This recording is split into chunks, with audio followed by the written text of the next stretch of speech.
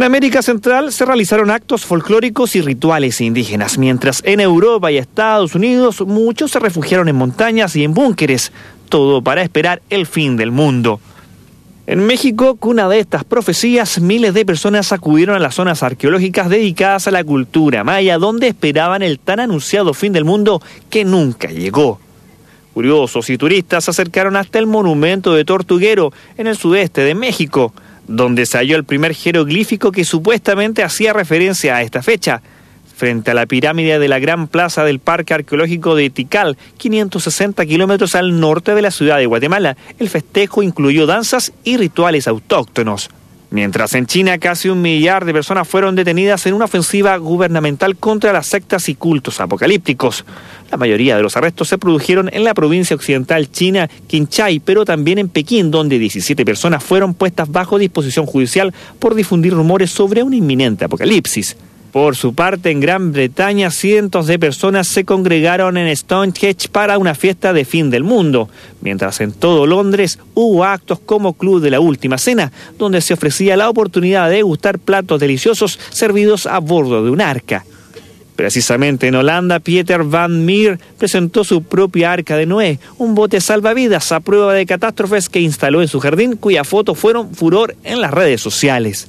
Pese a la gran popularidad que alcanzaron las versiones catastróficas del mensaje maya, los entendidos en la materia intentaron alzar su voz para aclarar que las predicciones no hablaban del fin del mundo, sino del término de una era para dar inicio a otra de más comprensión y apertura mental, para entender el origen de la civilización actual, discurso que claramente no tuvo el mismo efecto mediático que aquel del inminente apocalipsis.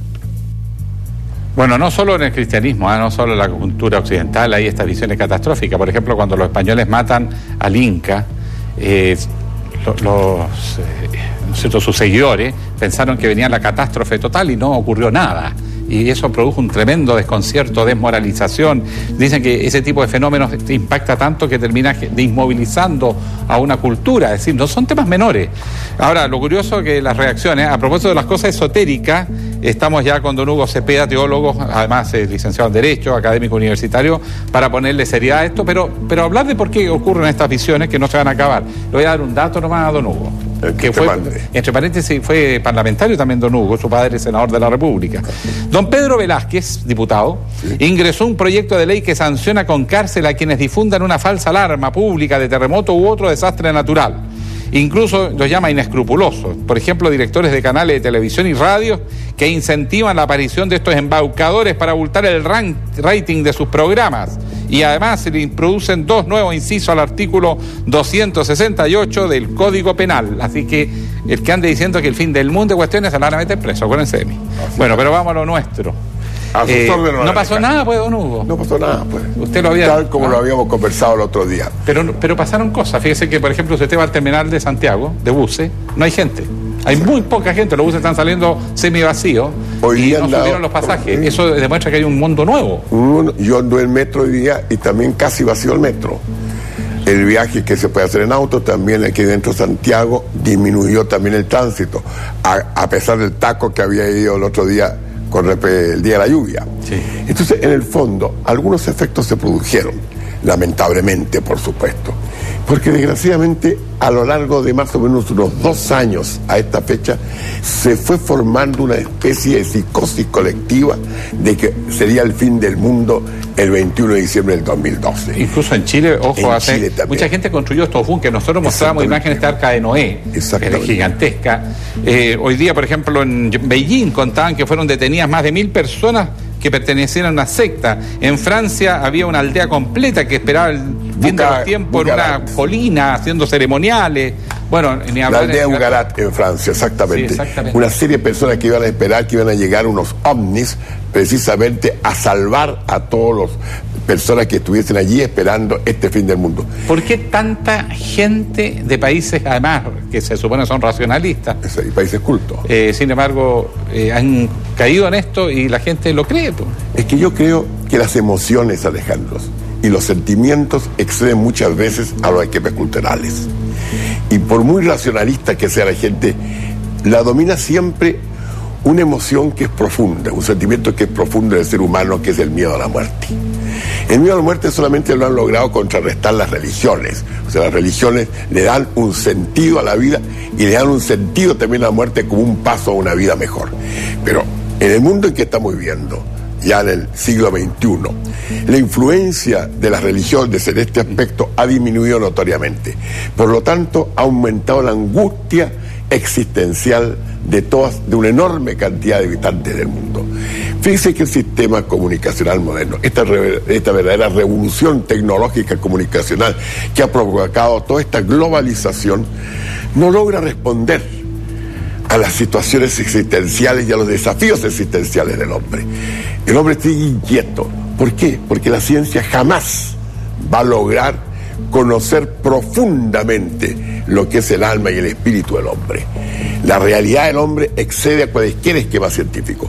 Se ha tratado a través de la ciencia, sobre todo en el siglo XVIII, en la época que llamaban de la Ilustración, en que creían que la razón ya lo abarcaba todo el universo y abarcaba todo el hombre. Y resultó que no era así. Por eso que en el fondo nosotros tenemos que mirar esto con admiración.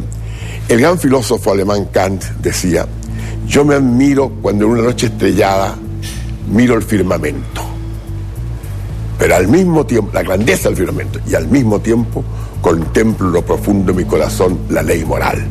O sea, el que se logre complementar la grandeza de lo que nosotros conocemos, las enormes horizontes que se nos han abierto a través de la ciencia en el gran parte de lo que podemos conocer del cosmos, pero tiene que ir complementado con aquello que acontece en lo profundo del corazón humano. Ahora, que precisamente son estos sentimientos. Pero dentro del corazón humano ocurre que están prácticamente en todas las culturas hay visiones catastróficas.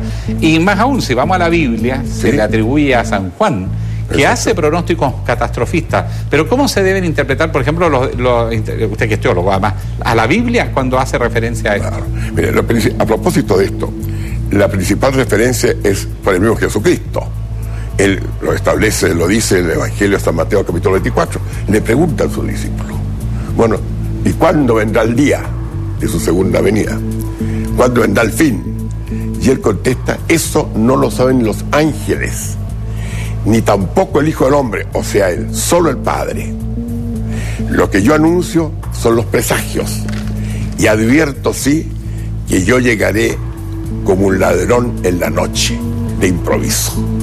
Eso es lo que Jesucristo dijo. Posteriormente también el Evangelio de San Lucas hace una interpretación y expone una serie de situaciones realmente catastróficas. Ahora, esas afirmaciones se pueden interpretar según la época que se viven. Exactamente. Es muy distinto interpretarlo hoy, que quizás con un sentido medio literal, a alguna interpretación simbólica quizás. No, en aquella época, incluso los apóstoles creían que la segunda venida de Cristo iba a ser en vida de ellos.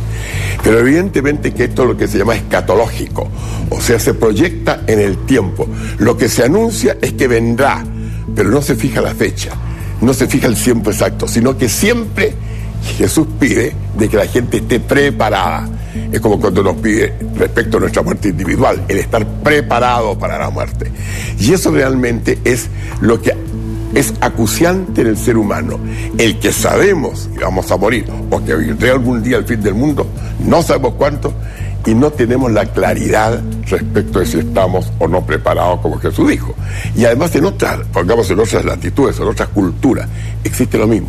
Fíjense que es tan común todo esto, que lo que nosotros llamamos leyenda, que parece que ya se comprobó científicamente que no es leyenda, lo es el diluvio universal, que fueron unas glaciaciones que ocurrieron hace 60.000 años atrás y que dieron muerte precisamente a los animales antediluvianos. En casi todas las culturas y religiones existe la misma leyenda.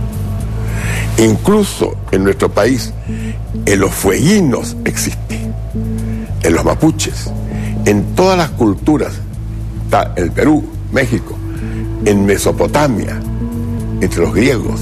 Fíjese que la famosa de la Atlántida, que hasta lo toma Platón, en dos diálogos, en el Timeo y el Tritón. Exacto, se abrió un dado. O sea, en el fondo, el tomar una realidad de modo mítico. No quiere decir que sea mentira el mito. El mito es una forma de expresión de una realidad concreta. Pero ¿qué es lo que puede estar queriendo decir Cristo cuando habla con sus discípulos y le habla de que Él va a volver a una especie de final de los tiempos? Al final de los tiempos, o sea, que Él va a volver, porque los discípulos de Cristo no eran solamente los apóstoles y sus compañeros que estaban mientras Él estaba aquí en la tierra, sino que también son todos los cristianos que estamos hasta el día de hoy. Todos somos discípulos de Cristo. Y ahí está precisamente cómo se nos señala un camino para todos. Y ahí está precisamente el gran misterio. Porque lo fundamental de una religión es su aspecto misterioso. Una religión que no tiene misterio no es religión, es ciencia. La ciencia muchas veces, por eso mismo, nosotros no podemos establecer bases de contradicción entre ciencia y religión. Son ámbitos distintos. A la larga, esos ámbitos se van a juntar, pero el respeto. Yo oí, por ejemplo, me parece que se lo oí al profesor hoy día o ayer, se lo oí al profesor Massa. Cuando de repente le preguntan algo, bueno, le dijo, ¿y cómo nace la vida? Después de todo, bueno, ese es el asunto de la teología. Contesta eso. Igual, usted sabe la discusión que hay entre los creacionistas y los evolucionistas. Los creacionistas son evolucionistas. Si hay o no un diseño inteligente respecto al cosmos. Yo lo creo, porque yo contemplo. Fíjese, Alejandro, que en este momento la galaxia nuestra tiene más de 100.000 estrellas, más de 1.000 sistemas solares, si pudiéramos decir, y mucho más grande que el nuestro. Imagínese usted cuántos tienen las enormes cantidades de galaxias que siguen allá. Millones de millones. Lo que actualmente se ha descubierto solamente es superior en muchas veces a los habitantes que ha tenido y tiene la Tierra. Y compare esto con la Biblia. Hay un anuncio en la Biblia, en el Antiguo Testamento, cuando Dios le habla a Abraham y le dice: tus descendientes serán más numerosos que las estrellas del cielo y que la arena del mar. Entonces, ¿qué es lo que significa? El innumerable. Entonces, para Dios es el innumerable, que el criterio de Él es distinto que el criterio nuestro. San Pedro dice en una de sus epístolas que lo que es un año para nosotros son 1000 años para Dios, y al revés, lo que es un año para Dios son 1000 años para nosotros. O sea, en el fondo, todos son medidas distintas. Y los calendarios, en este calendario maya, por ejemplo, que terminó el día de hoy, es un calendario más, una medición humana, como el calendario nuestro, otra medición humana. Y más o menos tiene ciertas características todos los calendarios. Empecemos por el nuestro. El nuestro termina en pocos días más, el 31 de diciembre, y comienza un año más. Y muchas familias todavía hacen recuento, se reúnen para hacer un recuento de la vida del año que termina.